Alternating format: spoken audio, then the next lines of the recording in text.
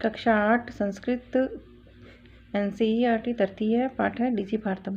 प्रस्तुत पाठ digital India के मूल भाव को लेकर लिखा गया निबंधात्मक पाठ है। इसमें वैज्ञानिक प्रगति के उन आयामों को छुआ गया है जिनमें हम एक क्लिक के द्वारा बहुत कुछ कर सकते हैं। आज इंटरनेट ने हमारे जीवन को कितना सरल बना दिया है। हम भौगोलिक दृष्टि से एक दूसरे के अत्यंत निकट आ गए हैं।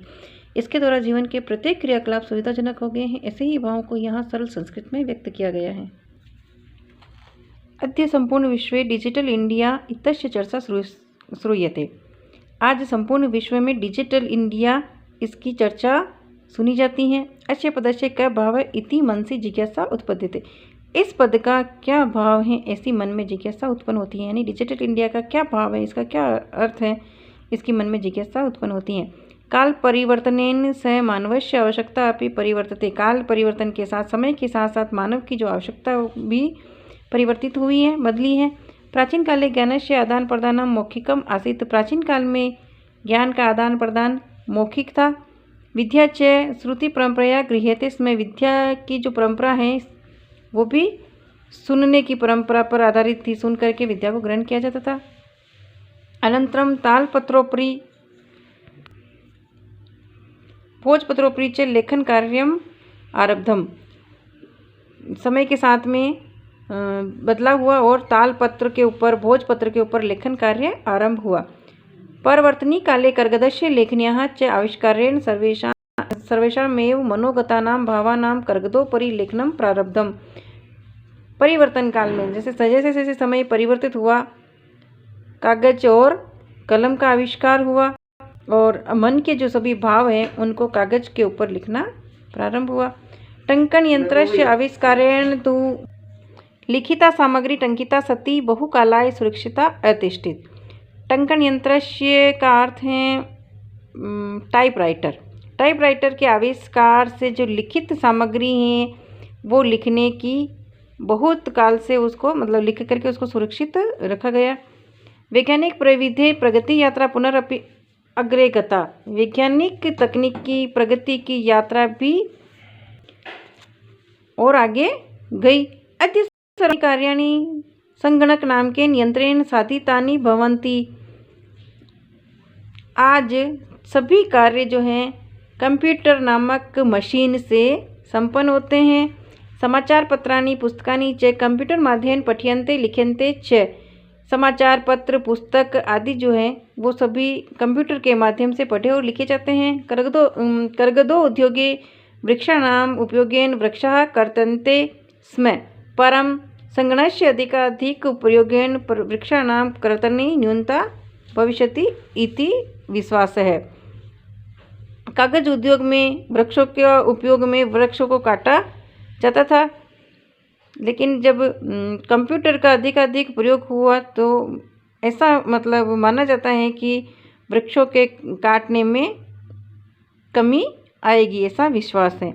अनेन पर्यावरण सुरक्षायाः दिशि महान उपकारो भविष्यति। इससे पर्यावरण की सुरक्षा की दिशा में महान उपकार होगा। अधुना आपणे वस्तु कार्यार्थम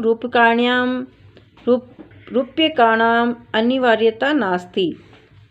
आज दुकानों में वस्तु विक्रय करने में रुपयों की अनिवार्यता नहीं है, यानी पैसे लेकर के दुकान पर खरीदारी करने की आवश्यकता नहीं है। डेबिट कार्ड, क्रेडिट कार्ड इत्यादयः सर्वत्र रूप्यकाणां स्थानं गृहीतवन्तः। डेबिट कार्ड और क्रेडिट कार्ड इत्यादि ने सभी जगह पे सभी रुपयों का स्थान ग्रहण कर लिया है। वित्तकोशस्य बैंकस्य चापि सर्वाणि कार्याणि संगणक यंत्रेण संपाद्यते। बैंक का कार्य भी, बैंकों का सभी कार्य भी संगणक यंत्रेण यानी कंप्यूटर के माध्यम से संपादित होता है। बहुविधः अनुप्रयोगः एप मुद्राहीनाय वित्त विनिमय कैशलेस ट्रांजैक्शन सहायका सन्ति। बहुविधि अनुप्रयोगः यानी जो मोबाइल ऐप है वो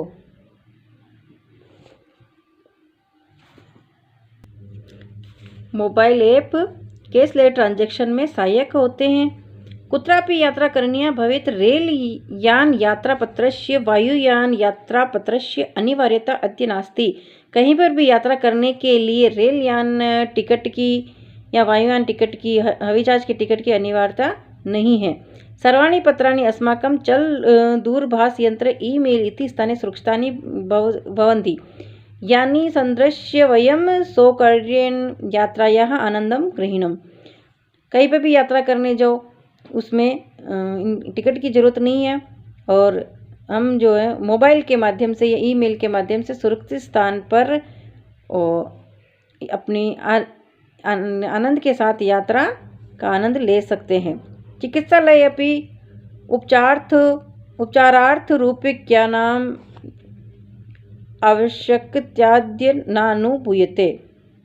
चिकित्सालय में भी, हॉस्पिटलों में भी उपचार के लिए रुपयों की आवश्यकता की अनुभूति नहीं होती है। सर्वत्र कार्ड माध्यमेन ई बैंक माध्यमेन शुल्कं प्रदातुं शक्यते। सभी जगह कार्ड के माध्यम से, ई बैंक के माध्यम से फीस प्रदान की जा सकती है। तद्दिनं नाति दूरं यदा वयं हस्ते एकमात्रं चल दूरभाष यंत्रमादाय सर्वाणि कार्याणि साधयितुं समर्था भविष्यामि। वह दिन दूर नहीं है जब हम हाथ में एकमात्र मोबाइल लेकर के सभी कार्य संपादित करने में समर्थ होंगे। वस्त्र पुटके रूपक्यानाम आवश्यकता न भविष्यति। जेब में रुपयों की आवश्यकता नहीं होगी। पासबुक के चेकबुक इत्यनयोः आवश्यकता न भविष्यति। पासबुक और चेकबुक की भी आवश्यकता नहीं होगी। पठनार्थम पुस्तकानां समाचारपत्राणां अनिवार्यतः समाप्त प्राप्य भविष्यति। पढ़ने के लिए पुस्तकों की और समाचार पत्रों की जो आवश्यकता अनिवार्यता है वे भी समाप्त हो जाएगी। लेखनार्थम अभ्यास पुस्तिकायाः कर्गदस्य वा नूतन ज्ञानान्वेष शब्दकोशस्य अपि आवश्यकता न भविष्यति। लिखने के लिए और अभ्यास पुस्तकों के लिए कागज की आवश्यकता और नूतन ज्ञान के लिए, नवीन ज्ञान का अर्जन करने के लिए शब्दकोश की आवश्यकता भी नहीं होगी, क्योंकि ये सभी कार्य मोबाइल से हो जाएगा। अपरिचित मार्गस्य ज्ञानार्थम मार्गदर्शस्य मानचित्रस्य आवश्यकता है या अनुभूति अपि न भविष्यति। अपरिचित मार्ग पर यानी अनजान मार्ग पर किसी भी मानचित्र की या मार्गदर्शक की भी आवश्यकता की अनुभूति भी नहीं होगी। ये भी तो सब मोबाइल ऐप में आते हैं, इसीलिए। एतद् सर्वम् एकेनैव यंत्रेण कर्तुं शक्यते। ये जो सभी है एक ही यंत्र से संपादित हो जाएगा, एक ही यंत्र से सभी कार्य हो जाएंगे।